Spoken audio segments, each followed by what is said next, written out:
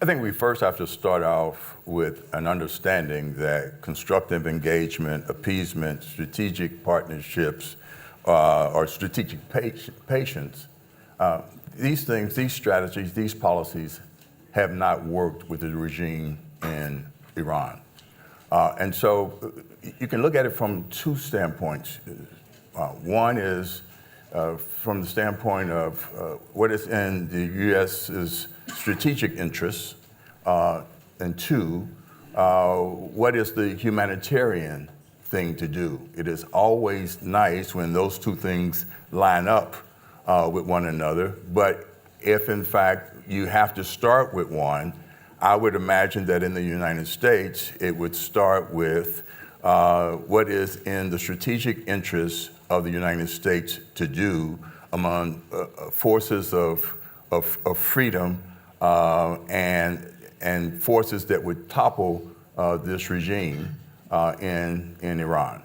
And I think from that standpoint, the proof is in the pudding. The resistance across the board has been very, very helpful in providing strategic information to us at strategically important times. They have done it covertly, but they've also done it in the full light of day in terms of protest and taking a stand. The one thing that we know, and it goes from either our experience as parents or guardians or just practitioners of common sense, if you reward bad behavior, all you're going to get is more bad behavior.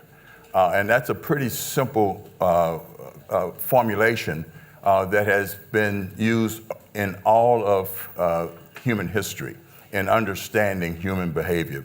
And so we, in fact, have to take a look at those forces of freedom, those forces of democracy, those forces who would undermine a regime that is the leading exporter of international terrorism, as well as repression and oppression at home, as a signal as to what we should be doing in all international fora to strengthen those forces. Let me say here that we could take one of two approaches, and let me use metaphors here. The United States could choose to be a mechanic, or it could choose to be a gardener.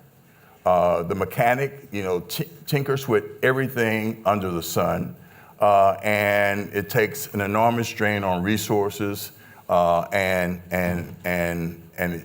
it crowds out other strategically important issues when you are just fully engaged as a mechanic. Or we can choose to be a gardener, and that is to make sure that we're supporting and nurturing those forces of freedom and those forces that advance human rights both internationally and domestically in Iran.